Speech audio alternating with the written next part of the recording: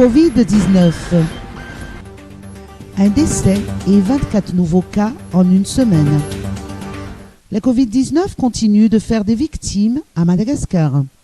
Le bilan épidémiologique publié dimanche par le ministère de la Santé publique fait état d'un décès lié à la pandémie durant la semaine du 24 février au 3 mars, ce qui porte à 1423 le cumul des décès depuis mars 2020.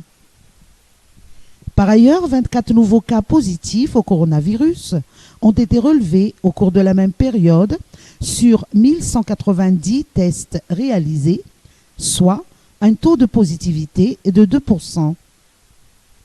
19 cas positifs sont localisés en région Analamanga et un cas positif, respectivement, à Lochamanguru, Atsinanana, Meleki, Menabe et Vaknakarancha. Des 21 cas actifs actuellement, sous traitement médical, aucune forme grave de la maladie n'a été relevée, toujours selon le bilan hebdomadaire du ministère. Université d'Ankatu. Partenariat franco-malgache en gestation. L'ambassadeur de France, son Excellence M. Arnaud Guillois, s'est rendu à l'université d'Ankatu vendredi dernier, où il a été reçu par le président de l'université, Mahami Raoul Ravelumanana, pour une visite des lieux en vue de nouer des partenariats universitaires entre Madagascar et la France.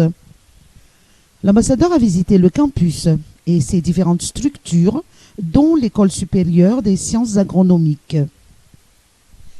Il a ensuite animé une conférence sur les enjeux et métiers de la diplomatie, puis a répondu aux questions des enseignants et des étudiants.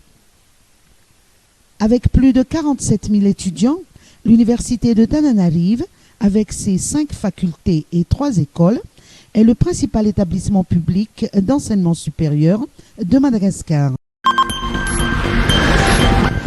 Journée internationale de la femme.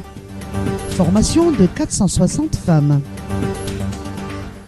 En marge de la célébration de la Journée internationale de la femme, 460 femmes issues des 23 régions se sont fait remettre un certificat de fin de formation intensive de 2 jours sur différents modules, dont la cuisine, la pâtisserie et la gestion simplifiée, au Mining Business Center d'Ivatu.